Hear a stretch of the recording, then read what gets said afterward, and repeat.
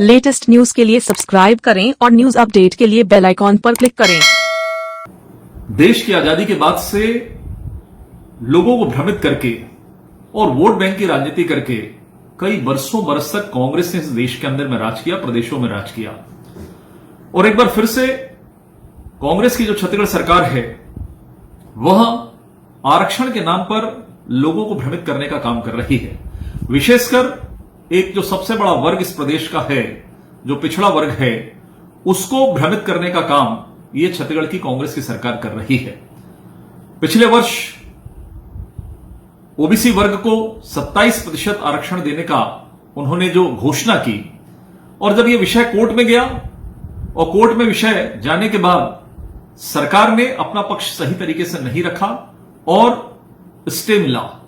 और supreme court में भी उन्होंने अपील नहीं करी, जबकि सरकार को यह मालूम है कि तमाम प्रकार के संवैधानिक जो स्थिति है कि 50% से ज्यादा आरक्षण की बात है, और जो तकनीकी पक्ष है जो कोर्ट के सामने विश्वसनीयता के साथ में रखने की आवश्यकता थी वो उन्होंने नहीं रखा। अर्थात इनका यह कहना था कि हम ओबीसी वर्ग के साथ में आरक्षण देने की प्रक्रिया कर रहे हैं, लेकिन कोर्ट का स्टे आ गया है। अर्थात धीरे धीरे करके समय निकले और अगले चुनाव के समय इस बात को कहे हम तो करना चाहते थे, लेकिन यह तकनीकी पक्ष ये ठीक नहीं रहा। देखिए, सबसे बड़ा खुलासा इस बात का है कि जिस ओबीसी आरक्षण को जिसकी सरकार ने घोषणा की थी, उसके खिलाफ में कांग्रेस पार्टी से संबंधित व्यक्ति ही